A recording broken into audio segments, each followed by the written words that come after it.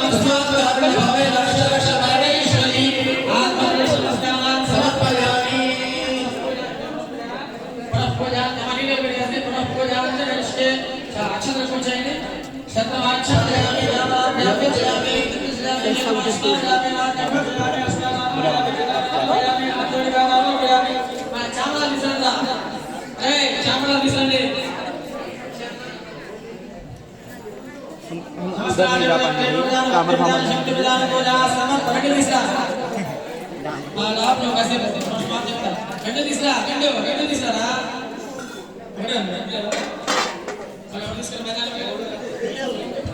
हमारे लीजिए आराम से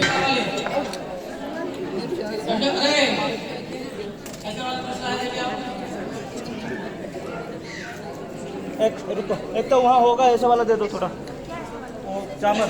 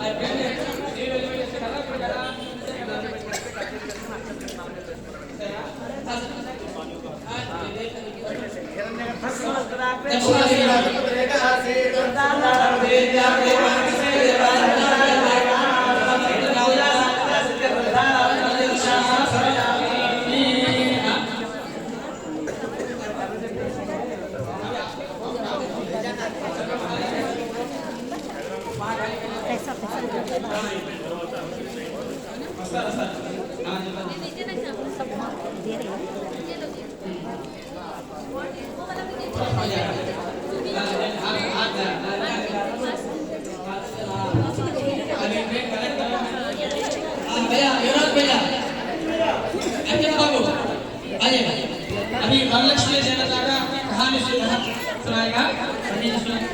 हाथ में छावल लेके ध्यान से बगल वाले से बात करेंगे, आराम से सुनिए के बाद उधर समाप्त होगा।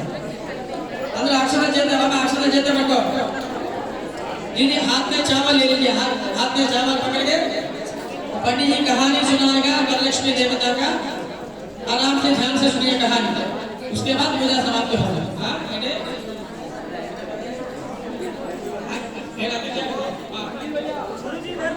अंकित भैया गुरुजी यहाँ बैठ कर भाई यहाँ से सब आपको सिखाएगा ना।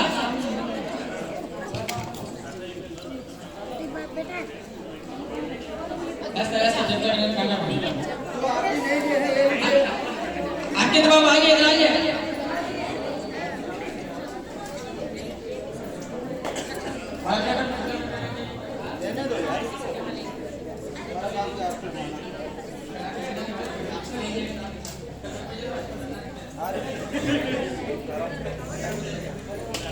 अंकित बाबू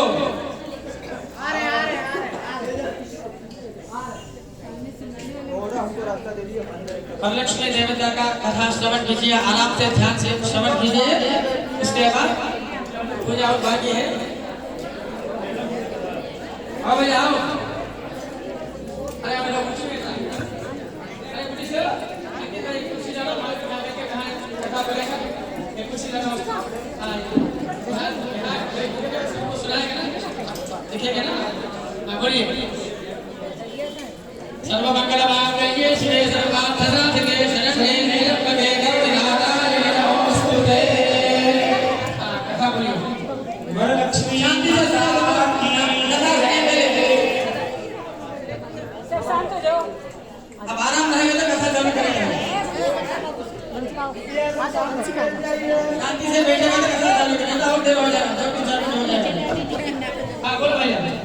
हाथ में सभी के चावल पुष्प होना चाहिए, गुरु जी बोले हैं।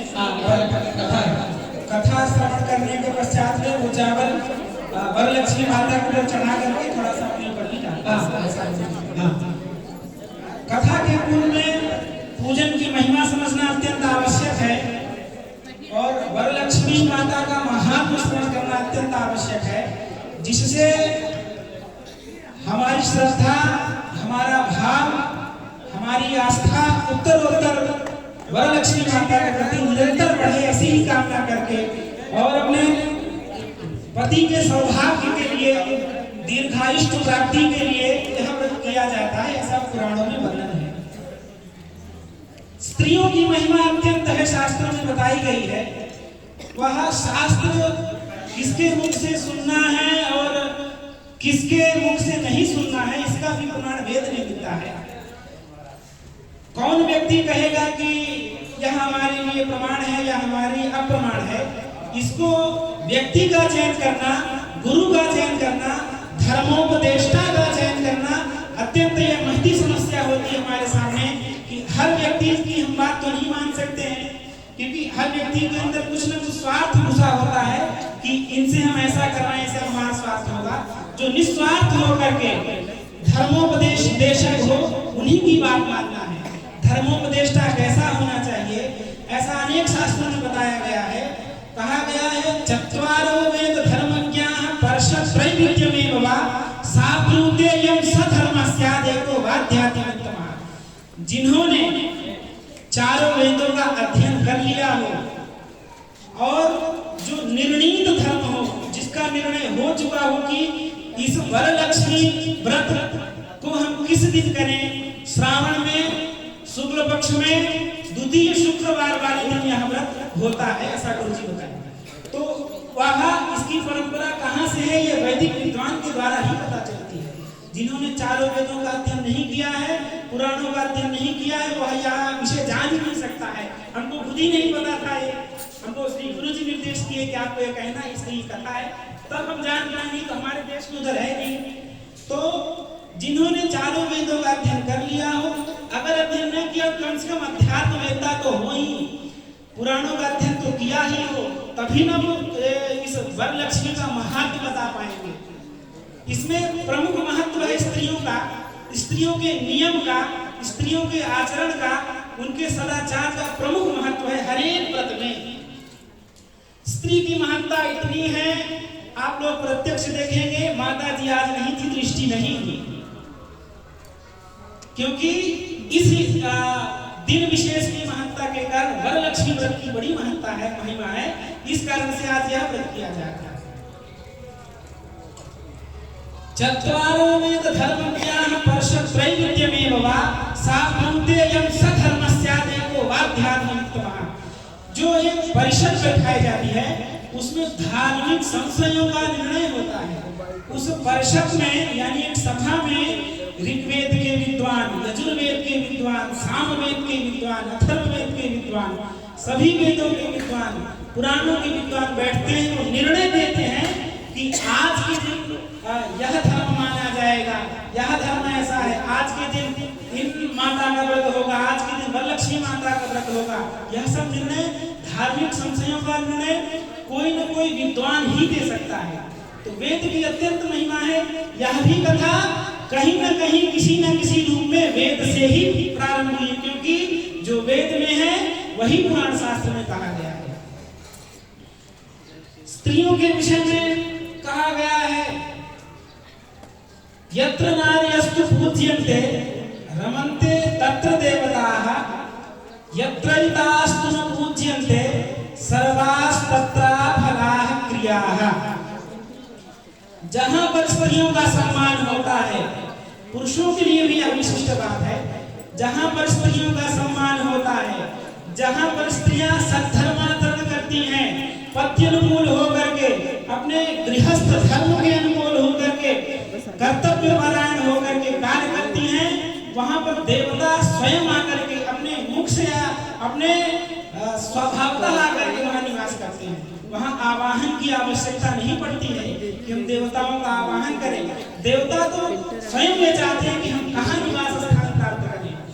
भगवान श्री रामचंद्र जी को जब प्रकट होना हुआ, जब उनको अवतार लेना हुआ, तो पृथ्वी पर उन्हें कोई व्यक्ति दिखाई नहीं दिया।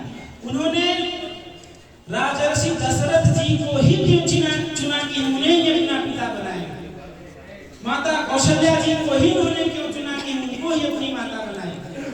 अन्य जगह भी आ सकते थे, इंद्र के यहाँ भी जाकर के एक रूप में प्रकट हो सकते थे, लेकिन नहीं, उन्होंने देखा कि राजर्षि दशरथ जी ने इतने यज्ञ किए हैं, इतने यज्ञ किए हैं कि इंद्र भी स्वयं आकर के उनका सम्मान करते हैं। राजर्षि दशरथ जब स्वर्ग में जाते हैं तो इंद्र स्वयं दरबार में आकर के, द्वार पर आकर के राजर्षि दशरथ जी का हाथ पकड़ करके अपने आसन में विराजमान करते हैं। अरे आप आइए, ये यज्ञ की महत्ता है, ये माता कौशल्या के व्रत की महत्ता है, उनके पति शुश्रूषा की महत्ता है। नारियों की महिमा अत्यंत बताई गई है। इतने पवित्र होकर के ही राजर्षि दशरथ जी को भगवान श्री रामचंद्र जी के पिता बनने का सौभाग्य मिला है। यह केवल अपने धर्म का आचरण करने से ही मिला है राजर्षि दशरथ जी को। इसलिए अगर हमको अपना कोई भी व्रत पूर्ण करना है, कोई भी उपवास पूर्ण करना है, कोई भी नियम हमको पूरी करनी है, तो उसके अधिकार का ज्ञान होना चाहिए। उसमें क्या विचार है, क्या करना है, क्या नहीं करना है, इनका सब का ज्ञान हमको होना चाहिए। इन सब का ज्ञान होकर के ही हमको पता चलेगा कि इस विधि से हम करेंगे, इस विधि से हम वरलक्ष्मी माँ का व्रत करेंगे, पूजन करेंगे, तब हमारे व्रत की पूर्ति होगी। इस व्रत में बहुत नियम कहा गया है। सामान्य नियम का बोध तो प्रत्येक स्त्री को होना चाहिए जो यह व्रत कर रहा है। जैसे शुद्ध होकर के, प्रातः काल स्नान करके, शुद्ध वस्त्र धारण करके, वाक्ययुक्त होकर के, अनर्थ भाषण नहीं करना है, अनर्थ बोलना नहीं है, हमेशा वाणी का संयमन करना है। वाणी से एकदम संयमित होकर के ही व्रत की पूर्ति होती है। सर्वप्रथम कहा गया है पहले वाणी का संयमन होना अत्यंत आवश्यक है, जो प्रायः स्त्री में बहुत कम देखा जाता है, उसका होना अत्यंत आवश्यक है। तो व्रत की पूर्ति के लिए वाणी का संयम अत्यंत लाभकारी होता है। उसके बाद में विचारों का संयमन होना अत्यंत आवश्यक है। विचार हमारे धर्म के अनुकूल हो, पति के स्वधर्मानुष्ठान में सहायक हो, ऐसे ही विचार मन में लाने हैं। और फिर पूजन में क्या क्या पवित्रता होनी चाहिए, ये सब लोग आप लगभग यहाँ 17 वर्ष से यज्ञ चल रहा है, सभी लोग सहभागिता कर रहे हैं, सभी को यह बोध हो चुका है कि हमें कैसे व्रत करना है, कैसे पूजन करना है, कैसे बैठना है, कैसे उठना है, अपनी वेशभूषा क्या धारण करनी है, हमको सिर खुला नहीं रखना है, मस्तक पर चंदन लगाना है, पवित्र अवस्था में होकर के बैठना है।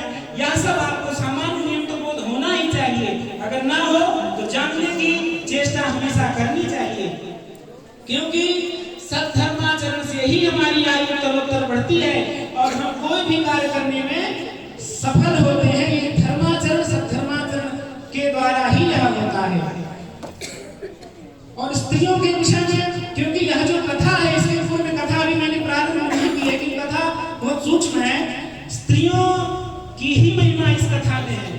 वरलक्ष्मी चारुमती नाम की एक ब्राह्मण थी, उन्हीं के द्वारा प्रसन्न होकर के उन्होंने वरदान दिया है। और श्री वेदव्यास जी के द्वारा प्रणीत श्रीमद् महाभारत में स्त्रियों के विषय में बहुत कुछ कहा गया है, अन्य अन्य पुराणों में बहुत कुछ कहा गया है। तो कुछ एक शिक्षा लेने के लिए और कुछ ज्ञान हो, क्योंकि अब जो बीता सो बीता, अब हमारा जो जीवन है उत्तर उत्तर भगवान के चरणों में प्रीति बढ़ती रहे। इसी प्रकार वरलक्ष्मी माता का, श्री महाकाली, महालक्ष्मी, महासरस्वती माता का, श्री पार्वती माता इत्यादि समस्त देवी देवताओं की अर्चना में ही हमारा यह जीवन यापन हो।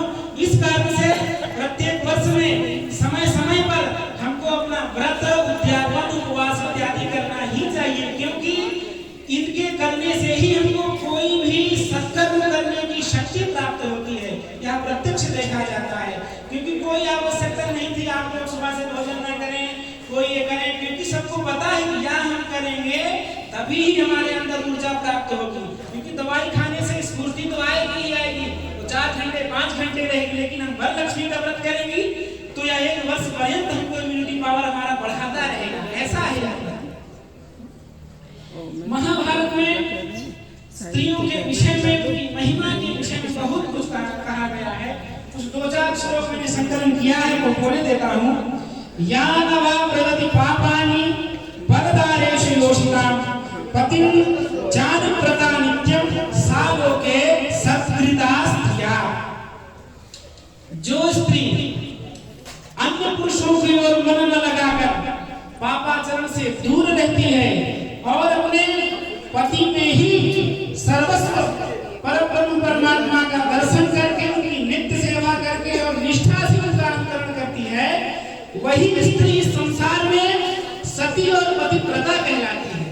पतिव्रता की महिमा आप लोगों ने बहुत कुछ सुना होगा कि एक महारानी, एक देवी थी, जिन्होंने पति सेवा के प्रभाव से भगवान सूर्य को भी रोक दिया। भगवान सूर्य कभी रुकने वाले नहीं है, उन्होंने अपने पति सेवा के प्रभाव से भगवान सूर्य को ही रोक दिया। सूर्यस्य तस्यश्रेणानां यो न विन्दते श्रमं। सूर्य का, भगवान सूर्य का परिश्रम देखिए, जो इतना निरंतर चल ही रहे हैं फिर भी स्थगित नहीं होते हैं। तो ऐसे निरंतर चलने वाले भगवान सूर्य को भी स्थगित कर दिया उन्होंने। ये है पतिव्रता स्त्री के सत्धर्माचरण व्रत अनुष्ठान का प्रभाव।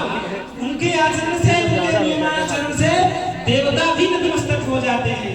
यह एक पतिव्रता सत्कृता स्त्री का एक प्रभाव है। अथर्ववेद में भी स्त्रियों की महिमा खुल करके गाई गई है।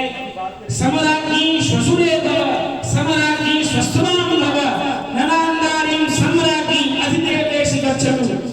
जब विवाह संस्कार होता है उस समय स्त्रियों पति के जो ज्येष्ठ श्रेष्ठ होते हैं, जो आशीर्वाद देने में समर्थ होते हैं, वह आकर के भगवान से यही प्रार्थना करते हैं कि तुम ससुर के द्वारा सम्मानित बनो, ससुर की सम्राज्ञी बनो, तुम अपने सास के द्वारा सम्मानित बनो, तुम अपने ननद के द्वारा सम्मानित बनो, तुम देवताओं के समान ऊंचे पद को प्राप्त करो। क्योंकि स्त्रियों की महिमा वेदों में पदे पदे बताई गई है।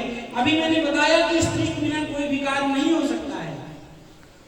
और गरुड़ पुराण में पतिव्रता स्त्री का महत्व खुल करके महर्षि वेदव्यास जी ने किया है। या स्त्री पतिष्ठुषा नित्यं धर्मे रमते सदा सा लोके पुण्यमाप्नोति स्वर्गे च परमं पदम्। जो स्त्री अपने पति, इतना ही नहीं, अपने पति के जो अभिजन लोग हैं, जो ससुराल पक्ष में जो लोग हैं, उनका भी यथायोग्य सम्मान करके, उनकी यथायोग्य सेवा करके नित्य धर्म पूर्वक सुख पूर्वक घर में निवास करती है, वह स्त्री इस लोक में पुण्य तो कमाती ही है, पर लोक में भी स्वर्ग स्थान को प्राप्त करती है। पतिमन्या उपावातम पतिमन्या पराव्रतम यश पत्याधीशान ओषध स्त्रिया पति। स्त्री को चाहिए कि वह अपने पति को ही सर्वश्रेष्ठ माने, चाहे वह घर में हो अथवा बाहर हो। अपने पति के अतिरिक्त किन्हीं अन्य शक्ति नहीं होनी चाहिए, क्योंकि पति ही स्त्री का धर्म है, पति ही स्त्री का भाग्य और पति ही स्त्री का सहारा है। स्त्रियों की महिमा क्या कहें, बहुत हर जगह बताई गई है। स्त्रियों के लिए नियमाचरण की अत्यंत महिमा कही गई है, नियमाचरण अत्यंत आवश्यक होता है। अब कथा में प्रविष्ट होते हैं। वेद व्यास जी ने पुराण में कही है कथा। कथा एक ब्राह्मणी की है। मगध देश है, जो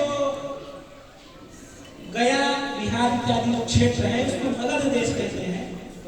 उस क्षेत्र में कुंडी नामक एक नगर था, कुंडी नाम का एक नगर था।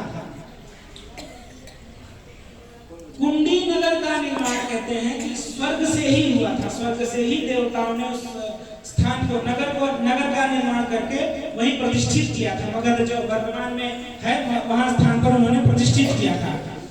और इसी नगर में एक ब्राह्मणी नारी चारुमती नाम की अपने परिवार के साथ में रहती थी। वह स्त्री चारुमती कर्तव्यनिष्ठ नारी थी, जो अपने सास ससुर एवं पति की सेवा और साथ साथ में ही माँ लक्ष्मी की सेवा पूजा अर्चना करती थी। और पूजा अर्चना करने के बावजूद भी घर में ही जो यज्ञ याग आदि उनके प्रति करते थे, सबका साथ में ही सहभागिता करती थी। प्रत्येक पक्ष की इष्टियों का संपादन, प्रतिदिन बलि वैश्वर्य का संपादन, सभी होम यज्ञ आदि का संपादन तो करती ही थी, साथ में एक महान व्रत का पालन करती थी। जो व्रत आप लोग कर रही हैं, वरलक्ष्मी नाम का व्रत, माता की पूजा के लिए व्रत करती थी। और उसी में एक आदर्श नारी के रूप में उनकी प्रतिष्ठा थी। इस व्रत के प्रभाव से और उनके सत्धर्माचरण के प्रभाव से उस क्षेत्र में, वेदों में, पुराणों में एक आदर्श नारी के रूप में उनकी प्रतिष्ठा थी। नारी का नाम चारुमती था। चारु अर्थात होता है सुंदर, मति यानी बुद्धि। जिनकी मति अत्यंत सुकोमल, अत्यंत सुंदर, कहने का अभिप्राय है कि वेदानुकूल धर्माचरण जो करे, जो मति करे, वही सुंदर है। अब उनकी पूजा से माँ वरलक्ष्मी प्रसन्न हुई। तो अगर भगवान प्रसन्न होते हैं तो अपने भक्त को किसी न किसी रूप में अनुभव कराते हैं। अनुभव ये होता है, जैसे कोई ज्यादा भक्ति करता है तो भगवान में तल्लीन होता है, तो कहीं ना कहीं किसी न किसी रूप में आकर के भगवान का ही अनुभव करता है। जैसे अभी यज्ञ आदि हो रहा है, गुरु जी कहते हैं कि हम कहाँ कुछ है, यह यज्ञ इत्यादि तो भगवान की कृपा से ही चल रहा है, भगवान ही करने कराने वाले हैं। कर्ता कारयिता च सः, करने करवाने वाले तो भगवान ही हैं। तो उन चारुमती ब्राह्मणी के हृदय में थोड़ा भी अभिमान नहीं था कि ऐसा मेरे द्वारा हो रहा है। उन्होंने कहा माँ लक्ष्मी की कृपा से ही यह धर्म का पालन, व्रत का अनुष्ठान हम कर पा रही हैं। तो उन्होंने, जब माँ लक्ष्मी प्रसन्न हुई तो एक रात्रि में चारुमती जी को माँ लक्ष्मी जी ने स्वप्न में आकर के बोला।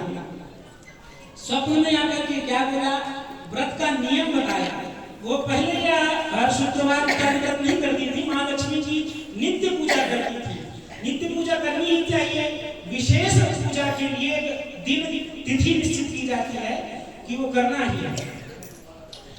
तब स्वप्न में आकर के लक्ष्मी जी बोली कि अब तुम हर शुक्रवार को, प्रत्येक शुक्रवार को मेरे निमित्त मात्र से वरलक्ष्मी व्रत किया करो।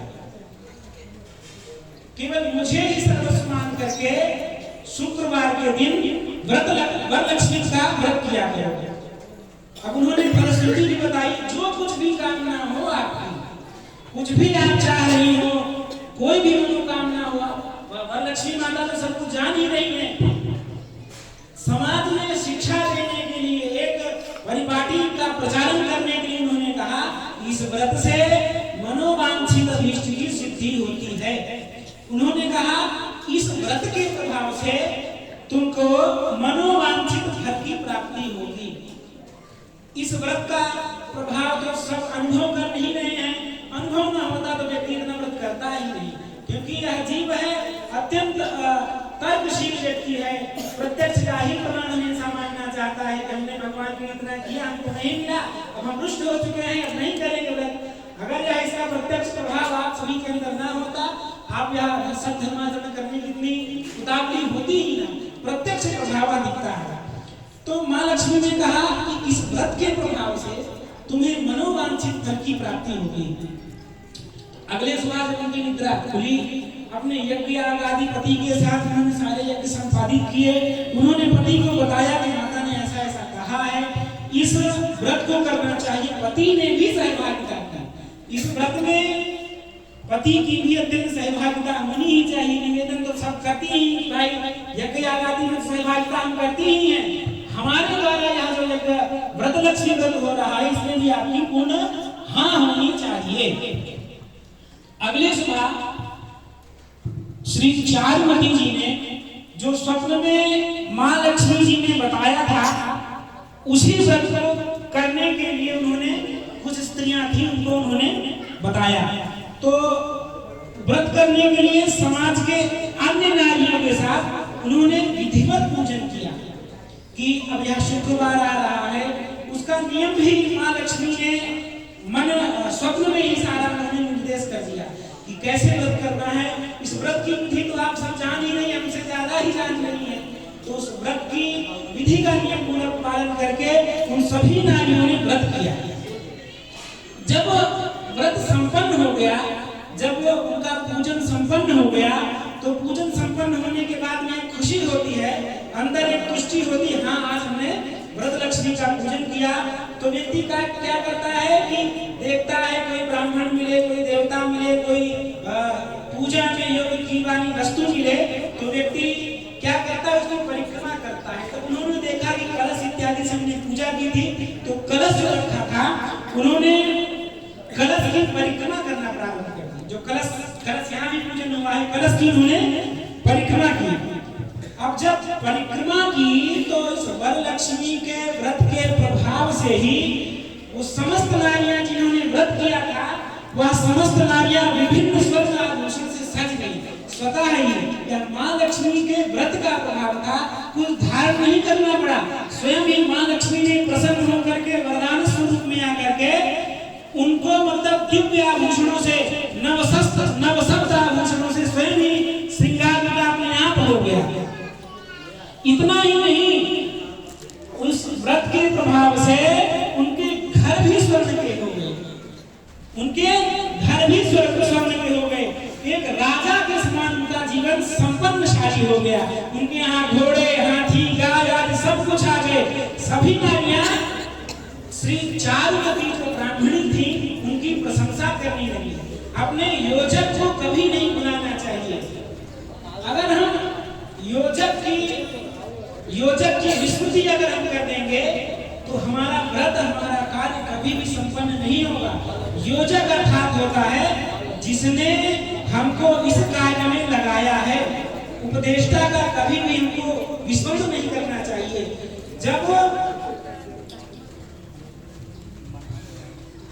जब रावण की सभा में विभीषण जी आए, तो विभीषण जी को रावण ने धिक्कार दिया कि आप हमारे शत्रु से मिलना चाह रहे हैं, शत्रु के साथ मैत्री करना चाह रहे हैं। जैसे उन्होंने कहा कि सीता जी को वापस कर दीजिए, तो उन्होंने सत्या ही पादप प्रहार करके उनका तिरस्कार कर दिया। उस समय एक श्लोक कहते हैं, योजक के बारे में बता रहे हैं कि जो चारुमती स्त्री थी, ब्राह्मणी थी, उनके ही प्रभाव से, उनके ही उपदेश के द्वारा ही सभी नारियों ने व्रत का आचरण किया। उन्होंने कहा, ब्रह्मण्ये चैत्र सुरापेजा चौरे भग्न व्रते तथा निष्कृतिर विहिता सद्भिः कृतघ्ने नास्ति निष्कृतिः। अगर कोई ब्रह्मण्य हो, किसी ने सुरापान कर लिया हो, किसी ने चोरी कर लिया हो, उसका तो प्रायश्चित कहा गया है शास्त्रों में।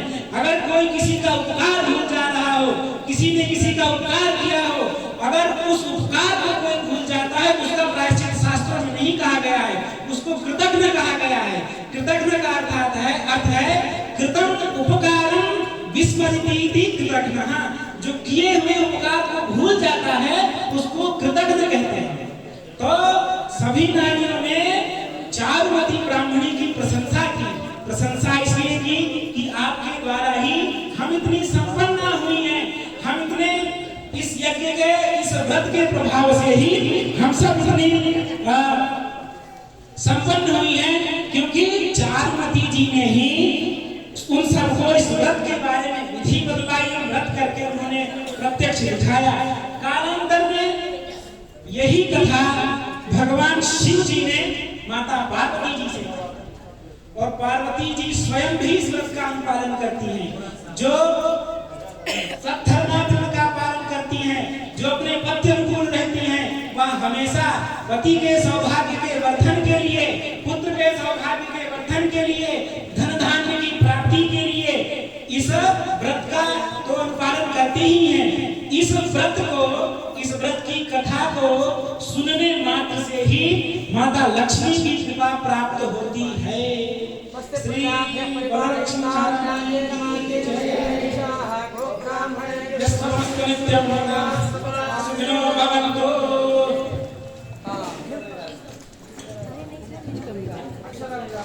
अक्षर को माता रानी को बैठना है, थोड़ा सा सर नहीं अपने अपने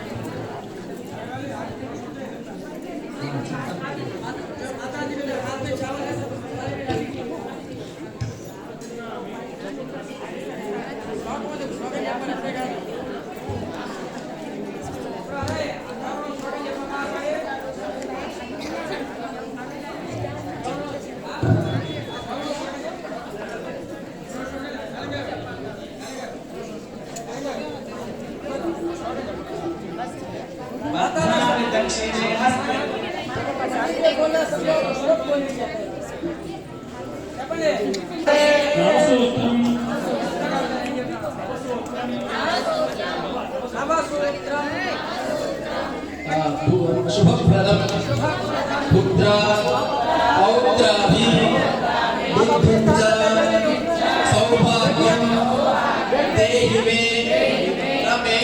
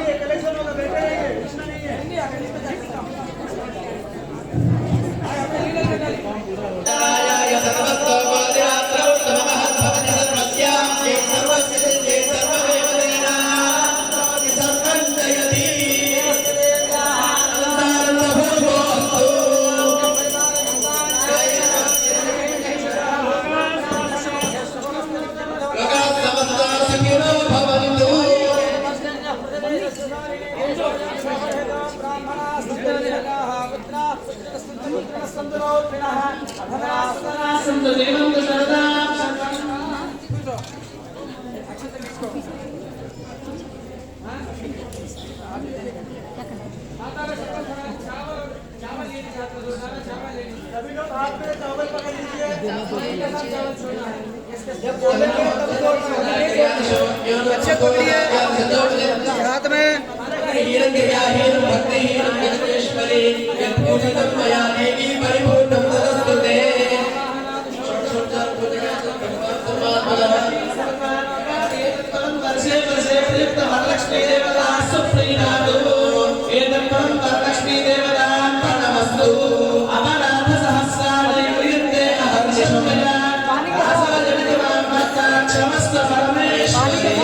पानी के साथ चावल छोड़िए, पानी के साथ चावल छोड़ दीजिए, चावल का पानी के साथ चावल छोड़ दीजिए, भगवती का पानी के साथ चावल छोड़ दीजिए। चावल का चावल भी कुछ खाना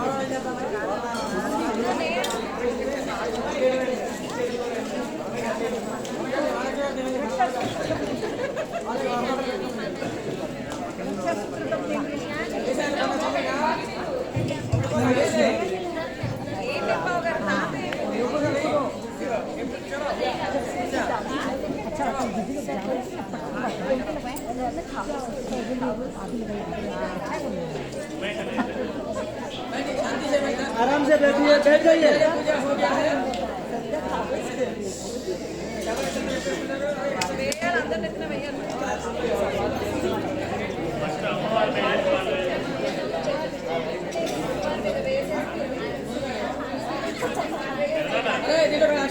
का